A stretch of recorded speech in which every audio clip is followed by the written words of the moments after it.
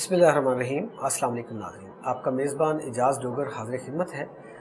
जिस तरह नाज़रीन मौजूदा सिचुएशन पाकिस्तान के अंदर चल रही है, महंगाई की सूरत हाल, फिर लॉ एंड आर्डर की सिचुएशन, कब कहाँ पे एहतजाज शुरू हो जाए, रोड ब्लॉक हो जाए, फिर ऊपर से महंगाई इतनी है, हर चीज़ पेट्रोल कहाँ पे आसमान से बातें कर रहा है, हर चीज़ कोई परचून की दुकान लेने जाए, रोज़मर्रा की अशिया ज़रूरी है वो चीज़ें लेने चले जाए, वो आसमान से बातें कर रहे हैं, रेट आउट ऑफ कंट्रोल हुए हुए हैं। अच्छा, एक तो रेट वैसे अप हुए हैं, कुछ मसनूई महंगाई भी जो है वो भी लोगों ने की होती है, फिर वहाँ पे गैर मेयारी अशिया की भरमार है, वो पता नहीं कहाँ से ले आते हैं लोग बना के, कौन माफिया उसके पीछे क्या होता है। अच्छा, ये पाकिस्तान में तो मुख्तलिफ एरियाज़ में हर जगह पे ये चीज़ें होती हैं, लेकिन पाकिस्तान हो या दुनिया का कोई भी मुल्क हो, वहाँ पे जो कैपिटल होता है, उनका दारुल हुकूमत होता है, वो ज़रा थोड़ा सा हट के होता है, क्योंकि वहाँ पे हर चीज़ म्यारी मिलती है, क्योंकि इंटरनेशनल जो है डेलीगेशंस वहाँ पे आते हैं, वहाँ पे लोगों की रेल पेल होती है, बाहर फॉरेनर्स बड़े आते हैं, तो वहाँ पे म्यार बेहतर उनकी कोशिश होती है कि रखी जाए।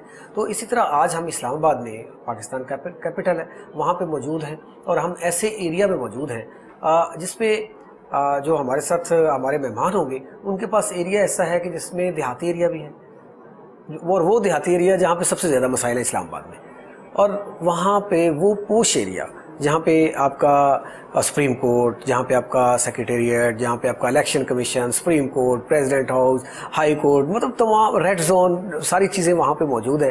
तो वो कैसे मैनेज किया जाता है, स्पेशली इन एहतजाज, रैलियाँ, प्रोटेस्ट, फिर वीआईपी मूवमेंट, फिर उसके बाद ये वहाँ पे फूड को अच्छा बनाना, रेस्टोरेंट्स को बनाना, तमाम चीज़ें तजावज़ात जो है वो करना, ये सारी चीज़ें कैसे की जाती हैं, इसके ऊपर बात करने के लिए आज हमारे साथ मौजूद हैं assistant commissioner secretariat Anil Saeed sahab. Anil साहब, बहुत शुक्रिया आपका।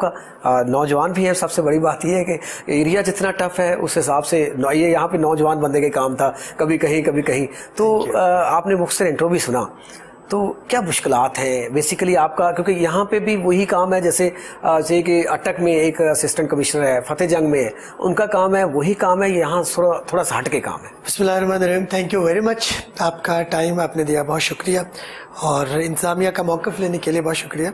यहाँ पे थोड़ा सा डिफरेंट है, यहाँ पे डिफरेंट इस तरह से है कि इस्लामाबाद जो है वो अभी भी उसमें मैजिस्ट्रेसी का एक निज़ाम जो है वो अभी फ़ाल है, और उसमें हम लोग वही act as first class magistrate, तो जिसमें फिर हमारे पास क्रिमिनल कि एक जो ख़ास लिमिट होती है फर्स्ट क्लास मजिस्ट्रेट की, वो हम केसेस के ट्रायल्स भी करते हैं, समरी ट्रायल्स भी हमारे पास होते हैं, और उसके अलावा फिर जो एक असिस्टेंट कमिश्नर का बाकी तमाम एरियाज़ ऑफ द कंट्री में जो उसके फंक्शंस हैं उनको भी हम लोग परफॉर्म कर रहे होते हैं। तो थोड़ा सा यहाँ पे वर्कलोड उस हिसाब से ज़्यादा है। फिर जैसा कि आपने अपने इंट्रो में बताया कि जो एक दारुल हुकूमत होता है किसी भी कंट्री का, वो तो एक आइडियल भी होता है और वो सबसे नज़रों में होता है, और वहीं से एक बेंचमार्क सेट किया जाता है पूरे कंट्री के लिए और बाकी नेबरिंग कंट्रीज़ के लिए भी।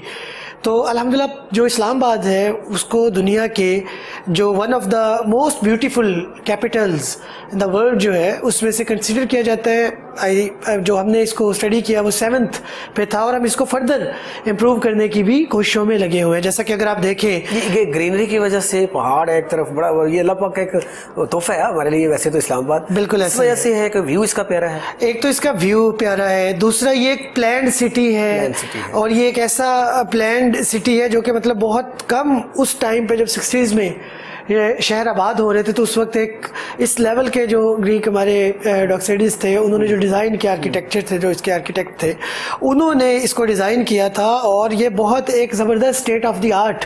अगर आप देखें तो बेसिकली 2 अगर लाइंस को ड्रॉ करें तो उसमें फिर 2x2 का ईच जो उस सेक्टर को करके वो फिर मुख्तलिफ सेक्टर्स में डिवाइड किया हुआ है, फिर उसके आगे 4 में सब कैटेगराइजेशन है। तो ये एक बड़ा एक डिज़ाइंड सिटी है, प्लान सिटी है। और अभी तो अल्हम्दुलिल्लाह देखें तो बाकी सिटीज़ के भी मास्टर प्लान्स बन रहे हैं, लेकिन ये अब क्या कहा जा सकता है कि इस्लामाबाद जो था वो फर्स्ट प्लान सिटी, इस्लामाबाद जो था वो पाकिस्तान का अगर कहा जाए तो इसमें कोई शक नहीं होगा। फर्दर फिर ये कि इसके मास्टर प्लान को फिर जैसा जैसा चेंजेस आ रही हैं, ग्रोथ ऑफ द पॉपुलेशन है, रिक्वायरमेंट्स बढ़ती जा रही हैं, चेंज होती जा रही है, तो उसके मुताबिक इसके मास्टर प्लान को भी अमेंड किया जा रहा है और उसके अप्रूवल्स भी इन प्रोसेस हैं। और यहाँ पे एक अथॉरिटी है जो कैपिटल डेवलपमेंट अथॉरिटी है। अगर आप वो देखें कि वो एक पूरा शहर को चलाती है और वो एक अथॉरिटी है जो इंडिपेंडेंट बॉडी है। उसके साथ फिर एडमिनिस्ट्रेशन है, फिर रूरल साइड को अगर देखा जाए तो MCI है, फिर उसके ज़ैली महकमे है जैसे कि DMA है।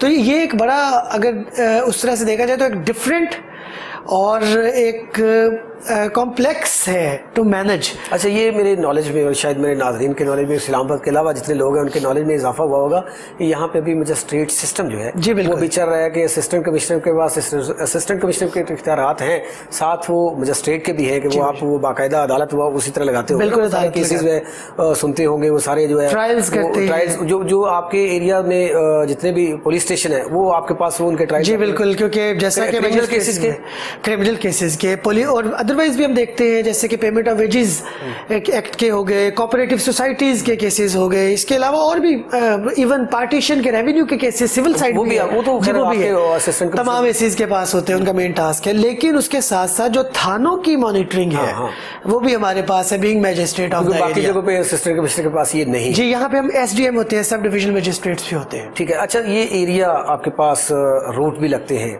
क्योंकि VVIP एरिया है, रेड जोन भी आपके पास है।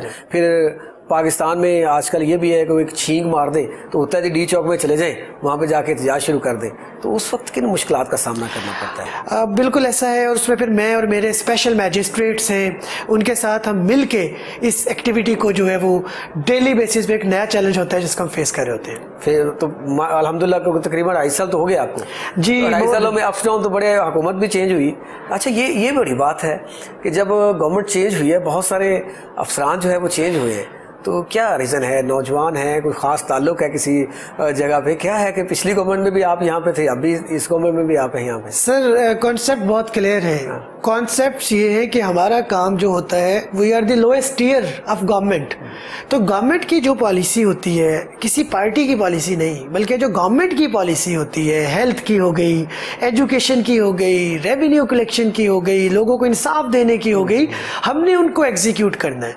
और अगर हम इम्पार्शली उसको एग्जीक्यूट करते रहे तो मेरा ख्याल है इस चीज़ से तो कोई फ़र्क नहीं पड़ता, और कोई ऐसा खुदा न खास्ता कोई ब्लंडर ना हो जाए जो कि आपका वो एक वजह बन जाए आपकी। अदरवाइज़ तो अगर आप मेहनत करें, वॉचफुल रहें और अपने कोऑर्डिनेशन में रहें स्टेक होल्डर्स के साथ, जो कि पुलिस है इस केस में, हमारी रेवेन्यू का डिपार्टमेंट है, बाकी बहुत सारे डिपार्टमेंट्स हैं, तो उनके साथ रहें तो फिर चीज़ें अंडर कंट्रोल रहती हैं और अल्हम्दुलिल्लाह रखी हैं। मिनिस्टर्स भी इसी आपके बैठते हैं, MNAs भी यहाँ पे होते हैं, बहुत सारे सेक्रेटरी भी होते हैं सारे इधर है। फिर प्रेशर किस तरह का आता होगा? कोई काम करने में हर्डल्स, कोई सिफारिश, कोई इस तरह से कोई?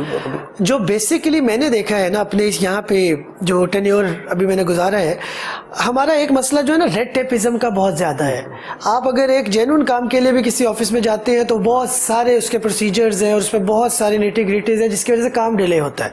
हमारे पास जो सबसे ज़्यादा हेल्प के लिए कॉल आती है वो ये आती है कि इस काम को एक्सपेडाइट करवा दें, और मेरा ख्याल है कि अगर वो जेन्युइन है तो इसको एक्सपेडाइट करवाने में सिवाय ये कि आप थोड़ा सा अनईजी फील करेंगे, आपके दफ्तरी टाइमिंग्स के बाद भी कॉल्स आ रही हैं, आपको रिप्लाई करना होगा, सोशल मीडिया पे बताना होगा, फैक्ट्स थ्रू मीडिया आपको लोगों के सामने रखने होंगे, तो अगर ये थोड़ा सा पेन हम लें तो ऐसा और कोई प्रॉब्लम नहीं है। ज़्यादातर लोगों के मसाइल जो होते हैं वो रेड टेपिज्म का वो होते हैं कि हमारा प्रोसीजर इतनी देर से हमारा सिस्टम में ये चीज़ डिलेड है, इसको काइंडली आप जो है इसका स्विफ्ट रिस्पॉन्स हमें करवा दें। अनिल सही, सबका टाइम जो है वो 5 बजे तक अमूमन ऑफिस क्लोज हो जाते हैं। अगर रात को 10 बजे, जिस तरह आपने कहा कि मतलब ऑफिस टाइम के बाहर लोग थोड़ा सा फील करते हैं, अगर रात को 10 बजे आता है कि ये मेरा इशू है तो क्या रिस्पॉन्स होता है? सर ऑलवेज वेलकमिंग, बिकॉज के जिस बंदे का इशू होता है शायद उसके लिए तो ये matter of life and death होता है। अगर हम उस हिसाब से उसको, we should put ourselves in the shoes of other person, empathy जिसको बोलते हैं। अगर हम उसकी जगह पे आके सोचे तो हमें अंदाज़ा हो सकता है कि हमारी एक कॉल सुनने से, एक सिग्नेचर करने से उस बंदे का शायद बहुत बड़ा मसला उस पर्सन का हल हो सकता है। ऑन द अदर साइड अगर हम ये सोचें कि यार अभी तो हमारा ऑफिस टाइम नहीं है, तो हमारे आराम का टाइम है, तो वो हो सकता है कि कल तक इतना उसके पास टाइम ना हो और वो चीज़ जो उस वक्त हल हो सकती थी हमारी एक छोटी सी इंटरवेंशन से, वो बिल्कुल ऐसा हो जाए कि वो स्टेज पे आ जाए कि वो अब हल होने के काबिल ना रहे। तो इससे मेरी तो सोच हमेशा से यही रही है। ना सिर्फ 10 बजे, बाज़ दफ़ा लेट नाइट कॉल्स आती हैं हमारे ना, मेरे जो एरिया का है ना वो उसके मैंने अपने डिवाइड किया हुआ, मेरे माइंड में होता है कि क्या होगा। Like early in the morning आपके सुप्रीम कोर्ट या कोर्ट्स, ऑनरेबल कोर्ट्स के रिलेटेड केसेस के इश्यूज आएंगे, क्योंकि वो हियरिंग्स चलती हैं। तो उस वक्त कोई डाटा चाहिए होगा, कोई रिकॉर्ड चाहिए होगा, कहीं इन पर्सन आपको बुलाया जाएगा, तो वो आप, और ख़ुद भी हमने कोर्ट करनी होती है ट्वाइस अ वीक, तो वो उसको देखना होगा। ये एक दिन का आगाज़ है। उसके बाद फिर जैसे थोड़ा सा आते तो फिर पब्लिक डीलिंग स्टार्ट हो जाती है, जिसमें कि लोगों ने कोई अटेस्टेशंस करानी है फर्स्ट क्लास मैजिस्ट्रेट से, कोई उनके केसेस पेंडिंग है, वो उनकी डेट ऑफ हियरिंग आज लगी हुई है, या फिर इसके अलावा और भी बहुत सारे जो मसाइल हैं। क्योंकि बीइंग मैजिस्ट्रेट तो आप किसी भी चीज़ की कॉग्निजेंस ले सकते हैं, जो आपको कानून एम्पावर करता है, CRPC, PPC और दूसरे दीगर लॉज है, स्पेशल लॉज है, उनको देखते हुए वो लोग फिर हमारे पास अप्रोच करते हैं। जैसे ही दिन थोड़ा सा ढलता है तो फिर प्रोटेस्ट की तरफ बात चली जाती है कि कभी मुलाजमीन आ जाते हैं तनख्वाहों के लिए, कभी कोई पॉलिटिकल पार्टी आ जाती है, बड़ा वो सेंसिटिव है ना जी, रिलीजियस पार्टी आ जाती है, तो वो फिर उस तरफ को आने की कोशिश करते हैं, फिर उनसे मुज़ाकरात स्टार्ट हो जाते हैं। जाहिर है मुज़ाकरात के हल को नहीं है, कोई हल नहीं है। फिर उनको हम लोग लेके जाते हैं वहाँ पे जो कंसर्न डिपार्टमेंट है या मिनिस्ट्री है, मिडिल मैन का क्लॉज, हाँ जी, इंटरमीडिएट, वो हमारा एक रोल प्ले कर रहे होते हैं, मिडिल मैन का रोल प्ले कर रहे होते हैं, और उसमें आर्बिट्रेशन का रोल प्ले कर रहे होते हैं। ये चीज हो जाती है। वहाँ पे असाब पे भी बड़ा काबू रखना पड़ता होगा। वो एहतजाज जो कर रहे हैं, वो एक जो होता है क्राउड, उसमें कोई किसी तरह की बात कर रहा होगा, कोई किस तरह की बात कर रहा होगा, फिर अपने वो जज्बात पे कंट्रोल रखना भी बड़े मुश्किल काम होता है। जैसे मैंने आपको कहा कि आपको ये सोचना होता है कि वो पर्सन किस पॉइंट ऑफ व्यू से बात कर रहा है। अगर आप उसके पॉइंट ऑफ व्यू से आके बात करेंगे और उसको समझेंगे तो फिर मसला हल हो जाएगा। लेकिन जाहिर है कि कानून को हाथ में लेने की इजाज़त भी नहीं दी जा सकती। इसके बाद से जो फिर उसके शाम का जब होता है, टाइम स्टार्ट होता है ऑफिस के बाद का, फिर हमारा फील्ड विजिट स्टार्ट हो जाते हैं, जिसमें कि प्राइस चेकिंग का हमारा एक काम होता है जो हम डेली बेसिस पे करते हैं। फिर जब रात में होता है तो फिर लॉ एंड ऑर्डर की ड्यूटीज़ स्टार्ट हो जाती है। जैसे मसाजिद में है अगर कोई और जैसे शब जुमा है या कोई और इस तरह का रिलीजियस इवेंट है, फिर उनकी ड्यूटी स्टार्ट हो जाती है। फिर लेट नाइट जो लोग हैं वो फिर सोशल मीडिया पे आपको कंप्लेंट्स करते हैं, तो फिर आप उनका रिस्पॉन्ड करते हैं और फिर अगला दिन एक नए चैलेंज के साथ फिर दोबारा। सही है। अच्छा, रेवेन्यू डिपार्टमेंट के बड़े पाकिस्तान में इशू है, इस्लामाबाद में भी होंगे, उसमें केसेस जो है रेवेन्यू के अगर आते हैं तो वो इतने को लटकते हैं कि एक नस्ल जो है वो अगर दूसरी नस्ल, पता नहीं कितनी नस्लें, एक नस्ल तो कम से कम उसमें इंसाफ नहीं, बहुत कम केसेस है जिसमें हुआ होगा। तो अनिल सैयद साहब के पास भी ऐसे केसेस आते होंगे, आपका क्या पैमाना है उसको जांचने का और कितने वो क्विक आप उनका फैसला करते हैं? इसमें एक बहुत जो इम्पॉर्टेंट बात है ना, कुछ ऐसे केसेस होते हैं जो कि रेवेन्यू यानी सिविल साइड से क्रिमिनल साइड पे भी जो उनके ओवरलैपिंग होती है और वो उधर से डील हो सकते हैं। और यूजुअली जो क्रिमिनल साइड होती है ना, उसका जो रिस्पांस टाइम है वो बेहतर है सिविल साइड से। जैसा कि अगर एक ज़मीन पे एक इशू है और वो इमीडिएटली आपके इंटरवेंशन चाहिए तो आपका 145 है, तो वो 145 जब आप क्रिमिनल साइड का लगाएंगे तो आपको अंदाज़ा हो जाएगा कि आप फौरी तौर पे जानो माल का खर्चा कैसे कवर कर सकते हैं, बचा सकते हैं लोगों को, या पोजेशन किस तरह से हैंड ओवर कर सकते हैं, या फिर उस जगह को सील कर सकते हैं। इसी तरह से पास बीइंग मैजिस्ट्रेट, ये एक बड़ा ज़बरदस्त टूल होता है। इसी तरह जहाँ पे हमें ये लग रहा होता है कि ज़मीनों के केसेस में जैसे हम देखते हैं कि कत्ल व गारत होती है, तो हम वहाँ पे 751 को ले आते हैं। तो या फिर हमें जहाँ पे लग रहा होता है कोई कि यहाँ पे कोई प्रॉब्लम आ सकता है, तो हम वहाँ पे बेल बॉन्ड या इस तरह के कोई श्योरिटी बॉन्ड एग्जीक्यूट करवा देते हैं। तो ये एक बड़ा ज़बरदस्त इस्लामाबाद में है कि आप वो जो सिविल साइड है उसको भी जानो माल की हिफाजत के लिए, इमीडिएट रिलीफ के लिए कुछ ना कुछ कर सकते हैं। टेम्परेरी इंजेक्शन दे सकते हैं, स्टे दे सकते हैं कि अभी आप दोनों पार्टी डबल इख्तियार आ गया ना आपके पास। जी, ये एक चीज़ एक बहुत बेहतर है जो मैं समझता हूँ। तो वहाँ पे ज़मीनी हकायक जो है देख के कि क्या सिचुएशन है, वो जिस तरह आपने कहा कि कत्ल व गारत का खदशा होता है, स्टे दे के वक्ती तौर पर उसको स्टॉप किया, फिर देखा कि आगे क्या है। एग्जैक्टली मैं ये बात कर रहा हूँ। और इसके अलावा भी अगर हम देखें तो कुछ छोटे केसेस होते हैं जो अगर हम बाकी बाकी एरियाज में देखें तो वहाँ पे बहुत टाइम टेकिंग होते हैं, क्योंकि उन्होंने जाना होता है डिस्ट्रिक्ट कोर्ट्स में, जुडिशियल मजिस्ट्रेट्स के पास, या जो भी उनका रेलेवेंट फोरम है। हमारे यहाँ ये है कि हम इसी दफ्तर में बैठे हुए, अगर हमारे पास भिखारी है या 4 हद का केस है या इसके अलावा कोई 55-109 का केस है, मशकूक अफराद जो 55-110 का केस है, या और भी इस तरह के बहुत सारे 133 पब्लिक न्यूसेंस का केस है, तो हम उस पर फौरी तौर पे कॉग्निजेंस ले सकते हैं।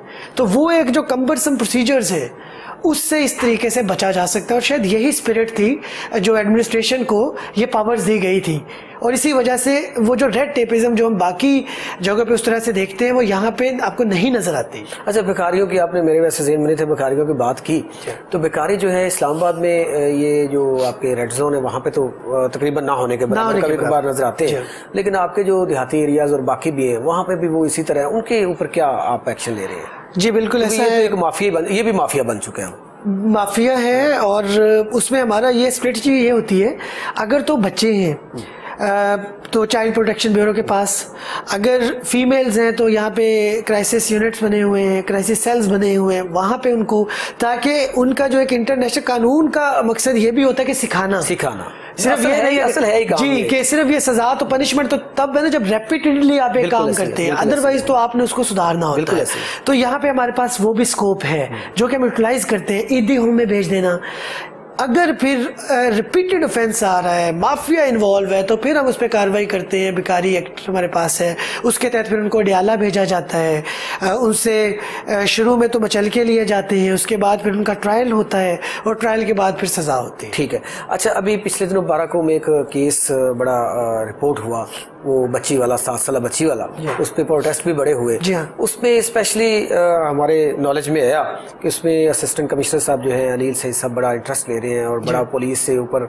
अच्छा, मुझे अब समझ आई कि पुलिस को आप कैसे पूछ सकोगे। मेरा ये था कि असिस्टेंट कमिश्नर की तो जो रिएक्शन नहीं आती, हो सकता है वो इंसानी हमदर्दी के तहत कर रहे हो, लेकिन मुझे ये नहीं पता था कि वो आपके वो सारे क्रिमिनल केसेस भी आप डील करते हैं। चेन ऑफ कमांड तो कहाँ तक पहुंचा वो सिलसिला, क्योंकि वो बड़ा सेंसिटिव इशू पिछले दिनों बना हुआ था। विद योर परमिशन, क्योंकि मीडिया पे अभी वो केस अभी सॉल्व नहीं हुआ, नहीं अपनी ना तो लेकिन मैं आपको ये बताता हूँ कि उसमें बड़ी इंपॉर्टेंट डेवलपमेंट्स है, हम लोग राब्ते में हैं, करीब हैं आप, और जी पुलिस की भी हाईएस्ट कमांड उनको देख रही है, इसी तरह हमारी भी हाईएस्ट कमांड उनको देख रही है, क्योंकि ये एक बहुत ही बेहमाना एक और दरिंदगी का वाकया है, और इसमें अभी इसके ना मुख्तलिफ पहलुओं से। अच्छा, कोई बच्ची का मेडिकल वगैरह कराया, कोई ज्यादती तो नहीं इसमें कोई नहीं उस तरह से नहीं है, और जो चीज हम समझ रहे हैं हो सकती है जी, कुछ और रीजंस हैं, और हम उसके इंशाअल्लाह आप इस पे देखेंगे कि कार्रवाई जो क्रिमिनल ये क्राइम करने वाले लोग होते हैं ना, उनके माइंड भी क्रिमिनल होते हैं, बड़े आप नहीं करें डिस्क्लोज, लेकिन मतलब ये है कि आप करीब पूरी तरह से सर इस पे हम लोग लगे हुए हैं। हम उस तकलीफ को भी समझ सकते हैं जो लवाहिकीन को है, और आप खुद समझ सकते हैं कि किसी बच्चे के साथ, किसी बच्ची के साथ, हम सब बच्चों वाले हैं, और उसमें अगर ये इस तरह का फेल हो जिसमें कि 2 स्कूल ऑफ थॉट्स आपने जो मीडिया में भी आए तो वो तो सुने ही हैं कि वो शायद एक्सीडेंट और ज्यादती हो, तो लेकिन दोनों केसेस में इस तरह से लाश के साथ उसकी बेहुरमती करना और फिर ये करना, ये तो हमारा कानून और मजहब दोनों इजाजत है। बिल्कुल, इसकी जितने शदीद तरीन अल्फाज में मजम्मत की जाए वो नाकाफी है, और इस पे हम लोग लगे हुए हैं, पूरी तरह से स्पेशल टीम्स बनी हुई हैं और वो काम कर रही है। इंशाअल्लाह ताला इसको हम सॉल्व करेंगे और बहुत जल्द आप इस पे देख लेंगे। एक बड़ी मुझे अफसोस के साथ ये बात कहना पड़ रही है कि तजावजात, कब्जा माफिया, तजावजात एक अलग इशू है, कब्जा माफिया की बात पहले मैं करता हूँ कि कब्जा माफिया जो है वो पूरे पाकिस्तान में तो है। अब आपका कैपिटल जो है वहाँ पे भी कब्जा माफिया बड़ा मुतहरक है।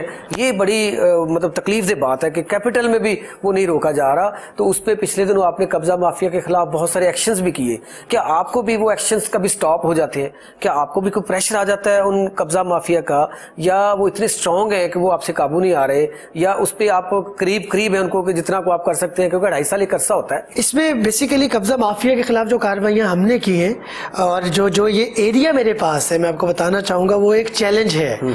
वो इस तरह से चैलेंज है कि यहाँ पे अब बहुत बड़ी बड़ी सोसाइटीज हैं, और वो सोसाइटीज़ का आपको पता है कि एक तरह से एक अनरिटन कंपटीशन सेक्टोरल डेवलपमेंट के साथ चल रहा होता है। दूसरी तरफ अगर हम देखें तो मेरे पास जो है अठाल, पिंड बेगवाल, करलोट, मलोट, ये वो एरियाज़ हैं जिसको अगर इस्लामाबाद के मास्टर प्लान में देखा जाए तो नेशनल पार्क का एरिया है और ये जोनिंग रेगुलेशंस में यहाँ पे उस तरह से कंस्ट्रक्शन नहीं हो सकती। फिर बरी इमाम एक एरिया है जो एक्वायर्ड एरिया हम कहते हैं, वहाँ पे भी तजावुज़ात का एक इशू रहता है। लेकिन अगर आप मेरा ये जो प्रोफाइल है इसमें अगर आप ये प्रोग्रेस देखें तो आपको अंदाज़ा होगा कि hundreds of acres, even you में से थाउजेंड्स ऑफ एकर्स जो है उसमें से हमने उसको रिकवर किया, plantation, thousands of canals, hundreds of acres सरकारी लैंड को जैसे मैं आपको एग्जांपल दे सकता हूँ, मलपुर फॉरेस्ट्री पार्क हमारे पास 2 थाना सेक्रेटेरिएट बनीगाला की हदूद में है, उस पर जो कब्जा माफिया थे उनको ना सिर्फ ख़त्म किया, वहाँ पे प्लांटेशन करवाई, उसको वॉल्ड करवाया और वहाँ पे एक मॉडल फॉरेस्ट्री पार्क बना दिया मालपुर में जी 700 कनाल से ज़्यादा का। इसी तरह से दूसरे बहुत सारे एरियाज़ वहाँ पे जैसे कि बरी इमाम अगर हम देखें तो वहाँ पे एक इशू ये है कि वहाँ पे एक्विजिशन के अवार्ड्स के कुछ इश्यूज हैं जो थोड़े टेक्निकल नेचर के हैं, लिटिगेशन में लोग गए हुए हैं। बट दूसरी तरफ अगर हम देखें तो वहाँ पे जो डिस्पेंसरीज के लिए, हॉस्पिटल्स के लिए जो जगह थी उनको ना सिर्फ खाली करवाया कब्जा माफिया से, बल्कि वहाँ पे वो हॉस्पिटल्स और डिस्पेंसरीज बनवाई। इसी तरह से नई कंस्ट्रक्शन को तो जीरो टॉलरेंस रखा कि क्योंकि उनके तो मसाइल नहीं हो सकते, मसाइल तो उनके जब एक्वायर की थी लैंड तब के होंगे, तो उस पर जीरो टॉलरेंस रखा।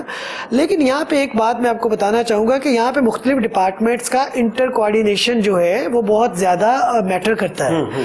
तो वो तमाम डिपार्टमेंट्स अगर वॉचफुल रहे, देखिए अगर हम मरी रोड की बात करें तो NHA की ज़मीन है, अगर हम नीचे बात करें तो मुख्तलिफ महकमों की ज़मीन है, अगर CDA की ज़मीन है, किसी और महकमे औकाफ की ज़मीन है। फिर हमारा ये काम होता है कि बीइंग मैजिस्ट्रेट हम लोग वहाँ पे उनको पुलिस कवर देते हैं, खुद खड़े होते हैं। अगर कोई लॉ एंड ऑर्डर की सिचुएशन बनती है जिसमें कोई जानो माल का खदशा होता है, नेगोशिएशंस करते हैं, समझाया जाता है। और अक्सर औकात हमने देखा है कि वो मैजिस्ट्रेट के इंटरवेंशन से रिजल्ट्स बहुत बेहतर होते हैं, जो कि अदरवाइज अगर अनब्राइडल्ड पावर्स हम एक्सरसाइज करें तो वो रिजल्ट्स नहीं होते और वो बैकफायर करते। वो तो आखिरी हल है ना आपके पास जी, वो बिल्कुल वो आखिरी हल है। लेकिन अगर मैजिस्ट्रेट खड़ा होता है तो वो इस चीज़ को समझता है, कन्विंस करता है, डॉक्यूमेंट्स से प्रूव करता है। अगर कोई लिटिगेशन क्योंकि वो समझ सकता है और सर वो उसका फील्ड है। हमारा तो बेसिकली चेन ऑफ कमांड अगर एक तरफ एडमिनिस्ट्रेटिव हायरार्की है तो दूसरी तरफ जुडिशियल हायरार्की है। हमारे जो इधर जुडिशियल साइड पे इमीडिएट बॉस है वो फिर डिस्ट्रिक्ट सेशन जज होते हैं, डिस्ट्रिक्ट मजिस्ट्रेट होते हैं, वो उनकी इक्वल पावर्स है। उसके बाद फिर ऑनरेबल कोर्ट से हाई कोर्ट, आपकी वो सिविल जज के बराबर भी होगी जी, बिल्कुल फर्स्ट क्लास मैजिस्ट्रेट जो होता है वो। उसके बाद आपके केस को जो है सेशन जज साहब जो है वो देखेंगे जी, जो अपील्स हमारी जाती है जी, वो फिर आगे उन्होंने अगर डेलीगेट किए तो एडिशनल सेशन जज साहब पास भी जाती है। बिल्कुल। तो इसमें जो आप महकमे जो है कभी आपने कुछ इस तरह से किया, CDA यहाँ पे बड़ा मुतहरिक है, जिस तरह भी NHA कहा आपने, औकाफ कहा, कभी ऐसा हुआ कि आप कर रहे हैं और CDA आमना सामना भी कभी हो गया कि वो CDA कह रही ऐसा है? लकीली ऐसा इसलिए नहीं हुआ कि मेरे तो पूरे टेन्योर में अगर मैं देखे तो हमारे जो हायर कमांड है ना वो अल्हम्दुलिल्लाह एक ही पेज पे रही है। जो हमारे ऑनरेबल चीफ कमिश्नर हैं वही चेयरमैन CDA भी है। तो वो हाँ जी, तो वो बिल्कुल हमारी डायरेक्शन बड़ी क्लियर, जबरदस्त होगी बात, तो वो बहुत जबरदस्त हो जाता है कि उधर से पुलिस और मैजिस्ट्रेट भी वही टास्क परफॉर्म कर रहे हैं और डबल स्पोर्ट हो जाती है, डबल स्पोर्ट हो जाती है। और वो क्योंकि डायरेक्टली हमारे बॉसेज हैं और वो उन्हें पता है कि यंग ऑफिसर्स हैं तो वो गाइड भी करते हैं गाहे बगाहे। सबसे पहले हमारे एडिशनल डिप्टी कमिश्नर्स होते हैं, फिर उनके ऊपर डिप्टी कमिश्नर हैं, फिर उनके ऊपर फिर हमारी जो है वो चीफ कमिश्नर और चेयरमैन CDA वो हमें गाइड करते हैं। तो इसलिए अभी भी अगर आप देखें तो C12 वाली साइड है, D12 और जो दूसरे सेक्टर है, जो मार्गला रोड की एक एक्सटेंशन है, जो एक पूरा लूप बनना है जो कि इस्लामाबाद के मॉडल प्लान में है, तो वो अगर आप देखें मास्टर प्लान में है, तो अगर आप वो देखें तो उसकी तकमील जिस स्पीड से आप इन दिनों में देखेंगे शायद वो उस तरह से उसकी नज़ीर नहीं मिलती। और उसकी यही वजह है कि जब चेन ऑफ कमांड जो है वो एक है तो डायरेक्शंस बड़ी क्लियर है। आपके पास जहाँ तक डिस्ट्रिक्ट मरी स्टार्ट होता है, उधर से डिस्ट्रिक्ट रावलपिंडी स्टार्ट होता है, वो मरी तक बड़ा पहाड़ भी बहुत सारे आते हैं, पहाड़ों में बहुत सारा इस तरह के माफिया मौजूद है, तो वहाँ पे भी आपने वागजर करवाई जाके? बहुत ज्यादा सर, ये जो इवन जो मैंने मेरे ख्याल में ये मरी के करीब 3 चला जाता होगा आपका। जी करलोट है जो उसका आखिरी, अगर छत्तर पार की एक साइड से पार्क आपके पास है। जी बिल्कुल इस तरह है, और दूसरे एरियाज हैं। छत्तर पार्क में भी बहुत ज्यादा इश्यूज हैं कब्जा माफिया के हैं वहाँ पे। फिर हमारी सेंसिटिव इंस्टॉलेशंस के भी हवाले से हमें देखना पड़ता है, वो रूल्स एंड रेगुलेशंस को भी हमने इन्फोर्स करवाना होता है, अगेन बीइंग मैजिस्ट्रेट। तो ये एक चैलेंजेस तो होते हैं। फिर अगर अठाल की तरफ देखें तो वहाँ पे आपको ड्रग माफिया नजर आती है, वहां पे आपको वो उस तरह का एक चैलेंज नजर आता है अठाल और पिंड बेगवाल वाली साइड पे, उसको देखना होता है। बाराकऊ का वही, वो बाराकऊ से आगे सिमली डैम रोड, वो इस पर ड्रग का बड़ा इशू है वहां पे। लेकिन हमने अल्हम्दुलिल्लाह ये किया कि जैसे अभी आप देखें कि स्टेप बाय स्टेप अगर आप इसी टेन्योर को देखें ना जो यहाँ पे जिसमें मैंने सर्व किया है, तो आपको बहुत डेवलपमेंट नजर आएगी बाराकऊ की हद तक। आप देखें कि आपकी ग्रीन लाइन चल पड़ी है जिसकी एक्सटेंशन 17 मील तक जाएगी। बाराकऊ बाईपास प्रोजेक्ट जो है वो इंशाल्लाह with in couple of weeks जो है वो ऑपरेशनल हो जाएगा, जिससे वो जो घंटों का सफर था वो 3 से 5 मिनट में आप वो सारा क्रॉस करेंगे शदरा से, बल्कि उससे पहले, और आप जाके आगे जो शाहपुर टर्न है उससे भी आगे जाके वो आपको डायरेक्ट कनेक्ट करवा देंगे। तेजी से काम जारी है उस पे, बहुत मतलब जितनी हम उसको पॉसिबली ह्यूमनली पॉसिबल स्पीड के साथ कर सकते हैं। डे एंड नाइट लगे हुए हैं, एनएलसी भी है, बाकी दीगर महकमे भी हैं, हम लोग भी हैं, तमाम लगे हुए हैं, और वो एक बहुत बड़ा रिलीफ होगा यहाँ के लोगों के लिए। इसके अलावा आप डेवलपमेंट वर्क देखें, मरी रोड पे आपको नजर आ रहा होगा इन दिनों, आप लाइट्स का इंफ्रास्ट्रक्चर देखें जो कि कभी आपको मरी रोड पे चलती हुई नजर नहीं आती थी, अभी वो लेक व्यू पार्क तक बिल्कुल ऑपरेशनल है। आगे जो है वो भी उनके PC1 और जो उनका मतलब जो भी उसकी फॉर्मेलिटीज हैं वो इन प्रोग्रेस है। ग्रीन लाइंस की बात करें, ग्रीन बेल्ट्स की बात करें, ब्यूटिफिकेशन इस्लामाबाद का, और Islamabad being capital of Pakistan, greenery तो हुस्न है सबसे ज्यादा, वो इसका हुस्न है, और उसको फिर प्रिजर्व करना और उसको बेहतर करना वो भी एक चैलेंज है, उस पे लगे हुए हैं।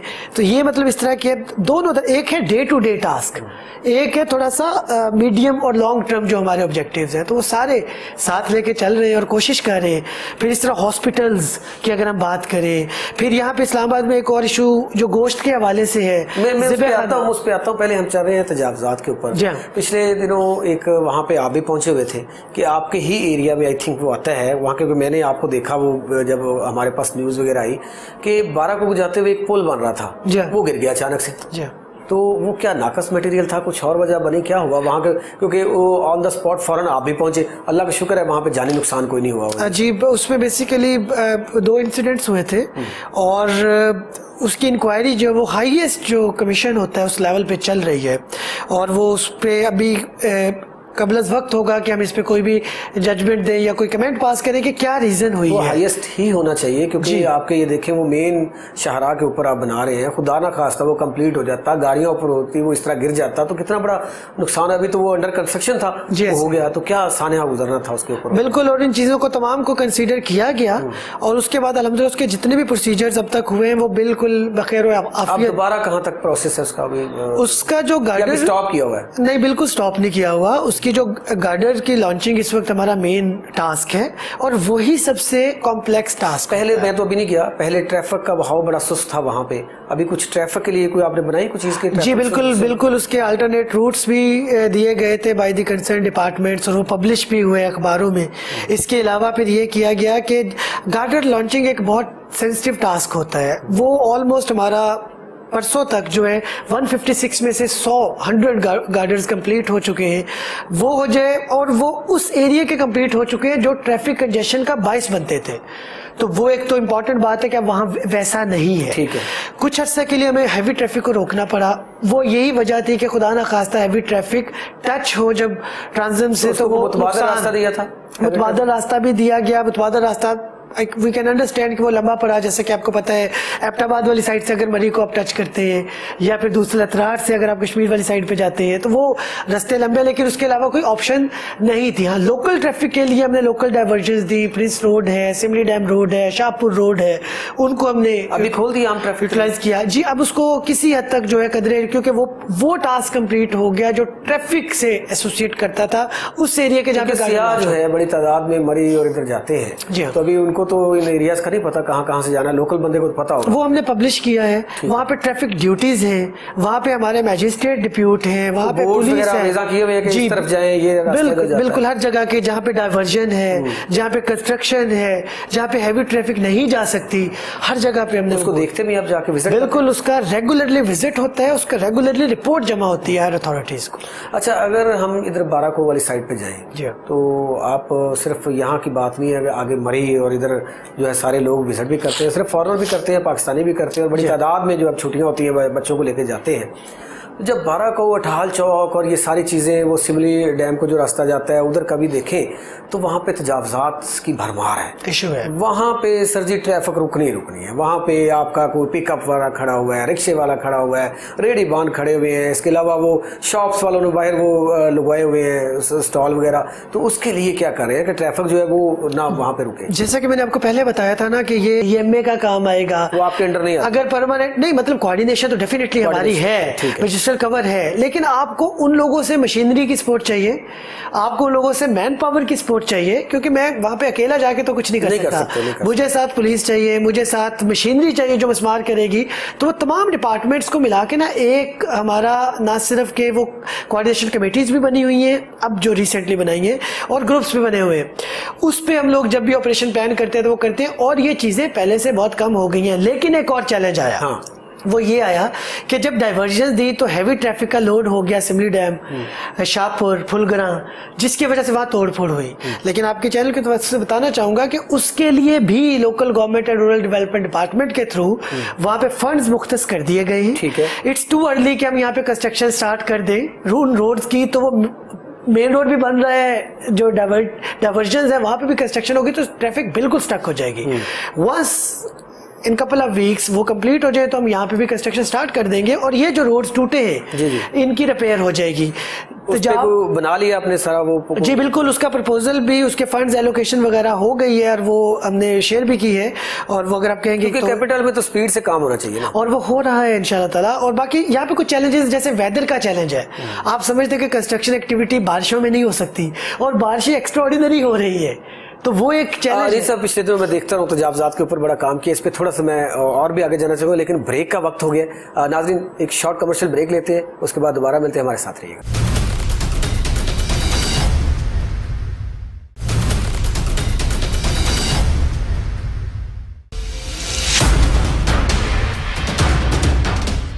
वेलकम बैक नाज़रीन। अनिल सईद साहब नौजवान हैं, बड़ा अच्छा जज्बा रखते हैं। अब पता नहीं, अब इनका वो देखना है कि बहुत सारे ये तजावजात में जो होता है, अगर अनिल साहब, अब मैं ऐसे तो इल्ज़ाम नहीं लगा सकता कि वो ये खुद उसमें शामिल होंगे, अमला भी बाज़ का शामिल होता है, लेकिन इन्होंने कहीं देखा कि कोई अमला तो नहीं कहीं पे शामिल तजावजात करवाने में। बहुत सारे एरियाज़ में ऐसा होता है, लेकिन यहाँ पे क्या सिचुएशन ऐसी है, दूसरे एरियाज जैसी है, यहाँ पे कोई अलग है? आपने पिछले दिनों हमारे पास न्यूज़ भी आती रही, हमारे ऑन द स्पॉट हमारे रिपोर्टर्स, कैमरामैन भी वहाँ पे जाते रहे, तो आपने वो क्रेनें हैवी लगाई हुई थी, वो जनाब धड़ाधड़ प्लाजे घर लोगों के गिरा रहे थे, तो वो आपको तकलीफ नहीं यार, इन्होंने कितना घर शर बनाए हुए हैं, तोड़ फोड़ दे वो मंजर था वहाँ पे। मेरा ये सवाल है कि अगर आपका घर हो और आपके घर पे कोई बंदा आके बैठ जाए और वो प्ली ये लेके मैं तो बहुत मतलब मजबूर हो गया हूँ, तो आप काइंडली यहाँ से निकल जाए और इस घर में मैंने बैठना है आज के बाद, तो आप यहाँ से चले जाएं, तो उसको हटाने में जितनी भी तकलीफ हो, लेकिन वो जिसका घर है वो उसी को मिलना चाहिए।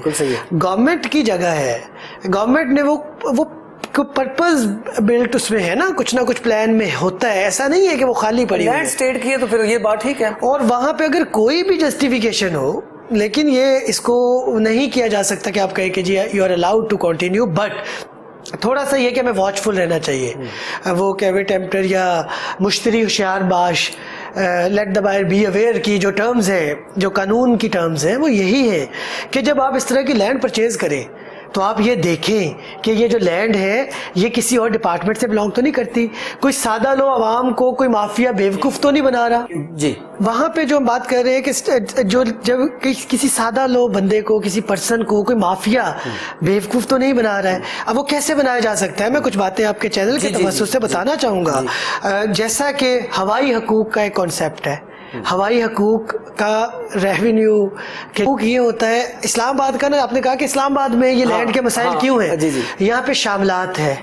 शामलात क्या होती है? शामलात ये होती है कि कॉमन लैंड है, जो कि अगर एक विलेज है तो उसमें जिसका जितना शेयर है उसकी जद्दी ज़मीन का, उसके रेशो के हिसाब से जो कॉमन लैंड थी, चरागा जैसे आप कह लें, या कोई भी और कॉमन पर्पस जिसका था, उसमें उसका उसी परसेंटेज से शेयर होता है। ठीक है। अब होता ये है कि जब एक बंदा अपनी जो जद्दी ज़मीन है वो बेचता है तो वो साथ में शामलाती हकूक भी बेचता है, लेकिन शामलाती हकूक तो वो कॉमन है सबके। तो वहाँ पे कॉन्सेप्ट चलता है सादा लोग अवाम को, अवामुन्नास को बेवकूफ़ बनाने के लिए, जो कि माफियाज हैं। वो कहते हैं जी हमारी इतनी ज़मीन थी तो हमने आपको 10 मरला के, 10 कनाल के हवाई हकूक फ़रोख्त कर दिए। अब ये इस चीज से बचना चाहिए हमेशा, वो पुराना रिकॉर्ड का डॉक्यूमेंट्स क्योंकि जब हवाई हकूक का मतलब है कि उसकी एक्चुअल पोजीशन तो नहीं है आपके पास, वो तो दे चुके हैं, और वो एक्चुअल पोजीशन किसी इस तरह क्या होता है कि एक ही जमीन कई हाथों में बिक जाती है। कुछ लोग तो ऐसे अनेक सब होते होंगे, कुछ लोग जानबूझ के भी करते होंगे ऐसा कुछ। बिल्कुल, के बाद में इस चीज पे स्टे ले लें और वो सिविल लिटिगेशन और एक लंबा तंग करने वाला प्रोसीजर, वो बिल्कुल आपकी बात ठीक है। मैं इसीलिए बताना चाह रहा हूँ इनसे बचना चाहिए। स्टाम्प पेपर पे जमीन की सेल परचेज कभी नहीं करनी चाहिए। कानून बताता है ट्रांसफर ऑफ प्रॉपर्टी एक्ट के तहत, जहाँ पे ये कहा जाता है कि आपको रजिस्ट्री करवानी है, स्टाम्प पेपर पे नहीं। 100 रुपए के स्टाम्प पेपर पे आप कहें मैंने अपनी इतनी जमीन तुम्हें दे दी, दिस इज नॉट डन, ये गलत है। क्या करे फिर अवाम कैसे? देखिए ना, बेचारा एक ज़ाहिर हर बंदे की ख्वाहिश होती है, एक गरीब आदमी है, मजदूर है, वो कहता है यार मेरा घर बन जाए, छत बन जाए। वो बेवकूफ़ तो बन गया।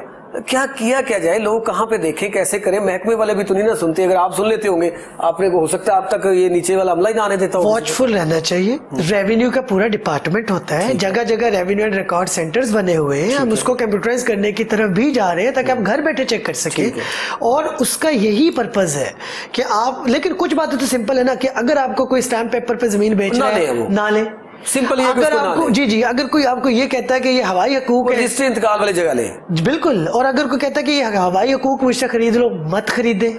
स्टाम्प और हवाई हकूक मत खरीद, ये तो मतलब बेसिक बातें हैं। और दूसरा वही बात है कि कानून आपको कहता, वकील हमारे पास मौजूद हैं, हमारे कंसल्टेंट्स मौजूद हैं उनके थ्रू, ना कि किसी के सादा जो लोग अफराद हैं वो किसी के झांसे में आके। ये तो बात की बात है ना वकील। सिंपल बात ये है कि स्टाम्प वाली और हवाई हकूक वाली जगह बिल्कुल ना खरीदे, और हम लोग इसको बैन भी करते हैं। फिर इसी तरह से चीजों को थोड़ा सा वेरीफाई कर लिया जाए, थोड़ा ठहराव, जहाँ पे आपको लगे कि मार्केट रेट से कम पे मिल रहा है तो देयर इज समथिंग फिशी, वहां भी देखें आप। क्यों ऐसे हो सकता है? कोई क्यों आपको एक स्टैंडर्ड रेट से, मार्केट रेट से कम पे पैसे देगा? कुछ ना कुछ तो है, या कोई चीज देगा। बिल्कुल, कुछ ना कुछ। कच्ची आबादियों के ऊपर भी काम किया आपने, बड़ी वो आपने वहां पे बुलडोजर फेर दिए, सारी कच्ची आबादियां, तो गरीब लोग बैठे हुए थे, बैठे रहने देते। सर बेसिकली उसमें जो होता है वो एक एक्वायर्ड लैंड है। अगर आप बात करें जैसे बरी इमाम साइड है सबसे ज़्यादा, और उसमें मुस्लिम कॉलोनी और उसके सराउंडिंग एरियाज़ हैं।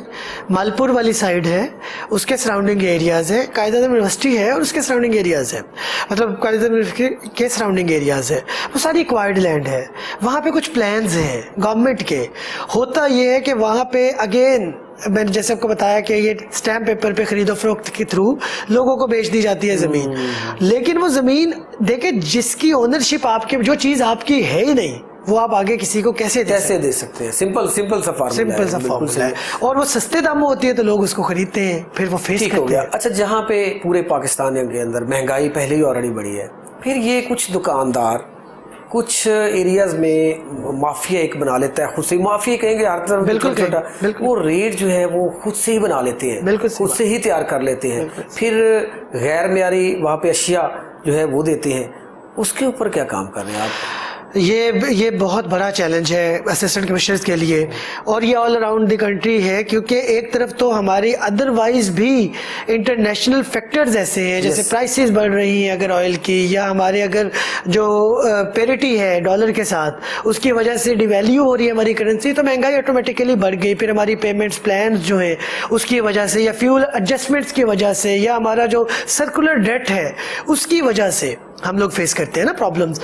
वो चीज़ें तो है पॉलिसी लेवल्स पे, तो वो वहाँ पे जो कंसर्न मिनिस्ट्रीज हैं, डिपार्टमेंट्स हैं, वो तमाम उसको देखते हैं।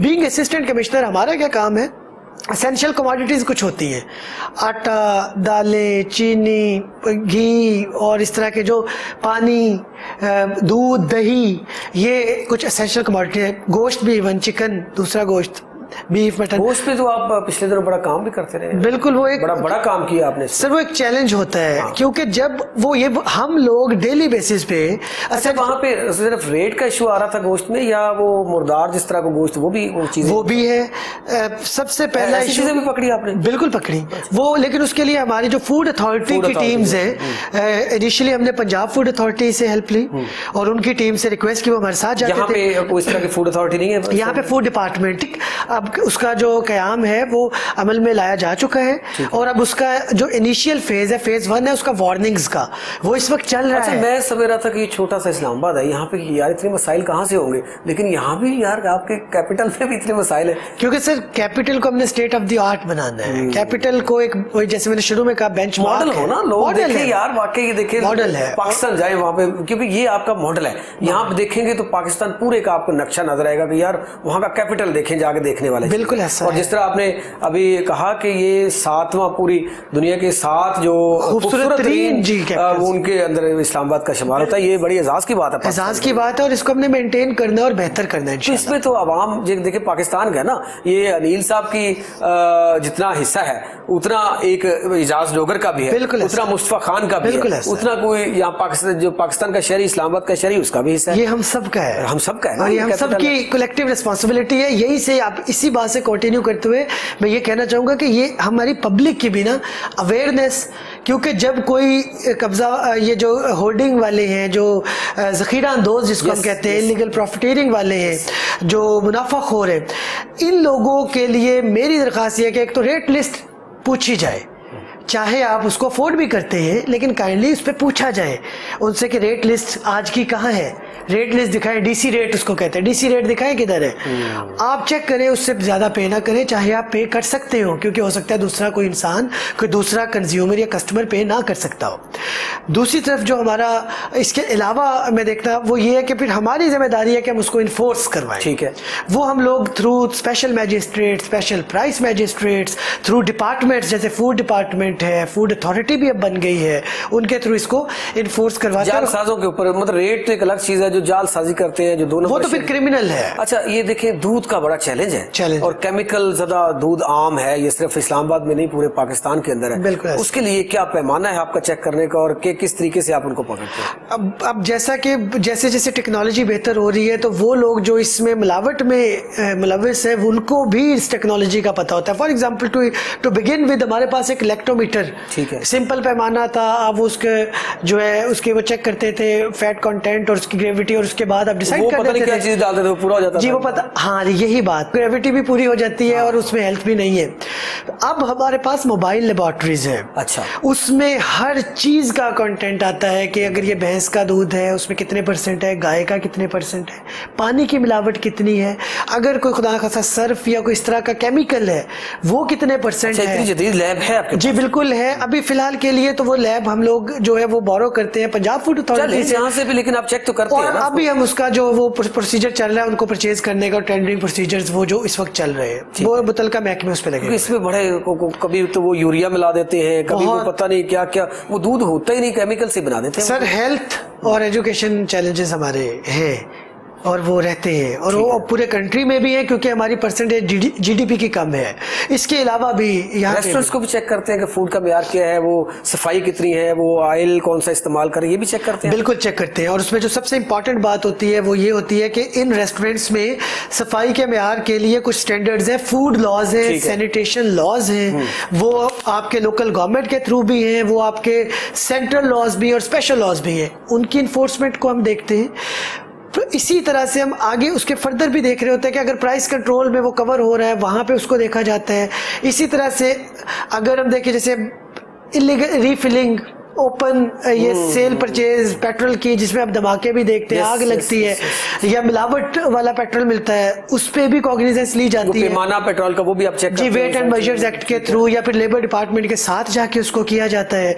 तो ये तमाम को चेक किया। इसमें जो इम्पोर्टेंट बात है, मैं समझा कि ये जो असिस्टेंट कमिश्नर इस्लामाबाद बड़ा रिलैक्स होंगे, इनके लिए चैलेंज कम होंगे, लेकिन यहाँ पे भी लॉ एंड ऑर्डर सर हमारा सबसे बड़ा चैलेंज है, जो कि आप पूरे देखते भी है न्यूज चैनल्स के थ्रू। वो एक बड़ा चैलेंज है क्योंकि वहाँ पे जान और माल इन्वॉल्व है, कौमी तनसीबात इन्वॉल्व है, वो सबसे बड़ा चैलेंज है। उसको हमने देखना, वो हमारी नंबर 1 प्रायोरिटी होती है।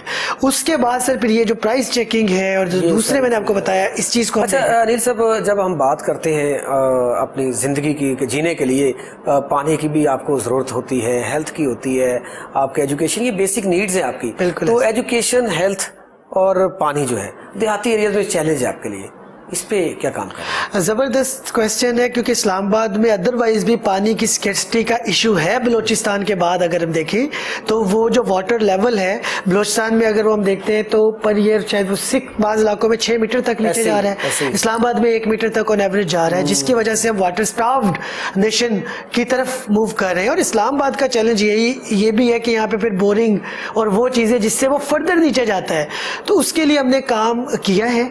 हमारे पास डैम है, आपने देखा है, हमारे पास रावल लेक और उसके साथ डैम है, हमारे पास सिमली डैम है, खानपुर डैम से कॉन्ट्रैक्ट करके थ्रू पाइपलाइन हम यहाँ पे लेके आ रहे हैं और वो उसमें बहुत सारा एग्जीक्यूट हो रहा है। फर्दर उसकी एक्सटेंशन के प्रोजेक्ट्स इस वक्त चल रहे हैं। गाजी बरोटा डैम के साथ भी उधर से भी ये पानी की कमी को पूरा करने के लिए हम इसको देख रहे हैं।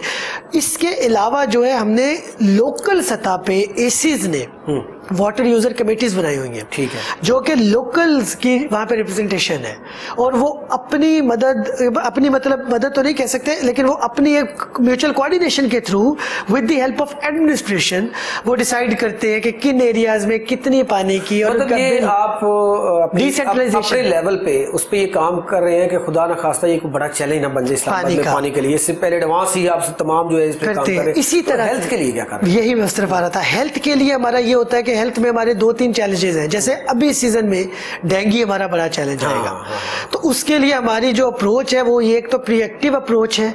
हमारे पास हॉटस्पॉट्स आइडेंटिफाई करते हैं थ्रू कंप्यूटर GIS मैपिंग के थ्रू।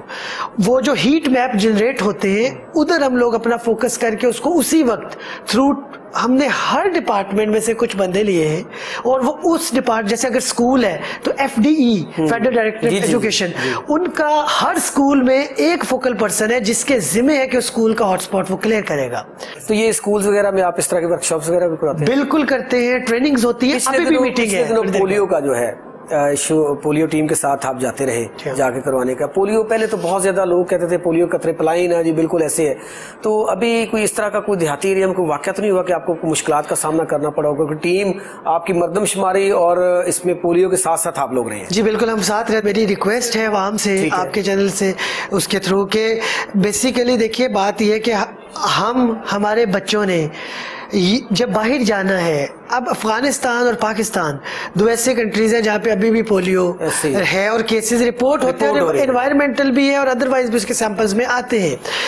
अगर ये हम इसको ख़त्म नहीं करते तो हमारा ट्रैवल बैन खुदा ना खास्ता हमें वो फेस करना पड़ सकता है। जब हम वो फेस करेंगे तो हज, उम्रा, एजुकेशन, एम्प्लॉयमेंट, ज़र मुबादला जो वहाँ से आ रहा है वो सारे का सारा इफेक्ट हो जाएगा। रिक्वेस्ट ये है, मैं जब भी पोलियो की कैंपेन में जाता हूँ तो सबसे पहले मैं उन्हें ये बताता हूँ कि मैं अपने बच्चों को पिलाता हूँ, मैं खुद पीने के लिए तैयार हूँ, इसका कोई ऐसा साइड इफेक्ट नहीं, फायदा ही फायदा इसका फायदा। और इसका कोई इस तरह नहीं है कि अगर ये बार बार हो रही है तो ये कोई ओवरडोज हो जाएगा, नहीं, ऐसा नहीं है। ये वैक्सीन है, ये मेडिसिन इसका फायदा ही है, इसका नुकसान कोई इसका फायदा बिल्कुल जी। इसका और अनिल साहब, प्रोग्राम का वक्त जो है वो खत्म होता है, लेकिन मैं एक सवाल बड़ा मेरे ज़हन में घूम रहा था जी, प्लीज, कि आप अभी नौजवान हैं, अल्लाह ने आपको CSS करके आए, अल्लाह पाक ने आपको पोस्ट ऐसे दे दी, क्या इरादा रखते हैं कि पाकिस्तान के लिए और पाकिस्तान के अवाम के लिए? क्योंकि मैंने देखा क्योंकि प्रॉपर हमारी टीम आपके साथ रहती है कि आपके अंदर एक पाकिस्तान, मुहिब वतन पाकिस्तानी का एक जज्बा है, आपके अंदर एक करते हैं कि कुछ कर देना है।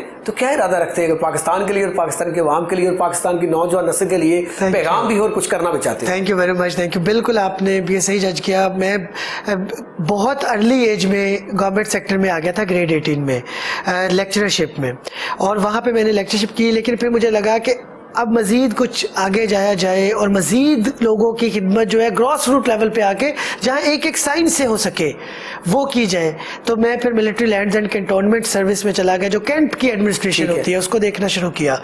फिर सी से दोबारा किया और फिर इधर आ गया PAS में, और यहाँ पे अब अपने जो फ़राइज़ है वो सर अंजाम दे रहा हूँ। लेकिन जो आपने जज किया यही एक मोटो है ज़िंदगी का कि जब यहाँ से जाएं तो कुछ ऐसा कर जाएं कि वो आने वाली नस्लें एटलीस्ट याद रखें कि कोशिश की थी, और कोशिश ही करना हमारे हाथ में होता है, बाकी उसका जो सिला मिलना होता है वो अल्लाह ताला ने देना होता है। थैंक यू वेरी मच जी, बहुत शुक्रिया। अनिल सईद साहब हमारे साथ असिस्टेंट कमिश्नर सेक्रेटेरिएट इस्लामाबाद मौजूद थे, और मेरा समझता था मैं कि शायद यहाँ पे उतने चैलेंजेस नहीं है जितने के आम इलाकों में असिस्टेंट कमिश्नर्स के सामना या डिप्टी कमिश्नर्स को सामना करना पड़ता है, लेकिन यहाँ पे उनसे ज़्यादा बड़े चैलेंजेस है। और फिर एक बड़ी बात इनको है जी इस बात का भी है कि ये मजिस्ट्रेट भी है, यहाँ पे केसेस भी बाकायदा कोर्ट होती है, उसमें ज़्यादा सुनते हैं। लेकिन एक मेरी दरख्वास्त है सिर्फ इस्लामाबाद के लोगों से नहीं, पाकिस्तान, पूरे पाकिस्तान 22-23 करोड़ आवाम से, कि ये इस्लामाबाद जो है ये किसी एक फ़र्द का नहीं है, ये 22-23 करोड़ आवाम जो है उनका ये कैपिटल है,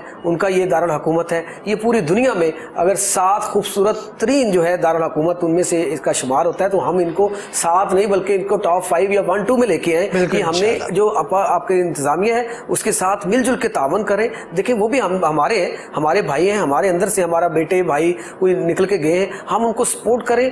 कहीं पे वो रॉन्ग हो तो उनकी हम रहनुमाई करें कि यहाँ पे हम ऐसे कर लें तो पाकिस्तान के लिए, इस शहर के लिए बेहतर हो सकता है, क्योंकि ये मॉडल है हमारे लिए। पूरी दुनिया में एग्जाम्पल जानी है कि पाकिस्तान का दारुल हुकूमत इतना खूबसूरत है, वो आपकी जहाँ भी जाएगा आपकी एग्जाम्पल है पूरी दुनिया में। तो इस वजह से इंतजामिया का साथ दें। यहाँ पे कब्जा माफिया, रेट जो 2 नंबरी हो रही है उसमें आप जो है मिलके जो लोग साथ दें इंतजामिया का, ताकि इसको खूबसूरत से खूबसूरत तरीन बनाया जा सके। इसके साथ ही आज तक के प्रोग्राम से अपने मेज़बान इजाज़ डोगर को दीजिए इजाज़त। अल्लाह हाफिज़।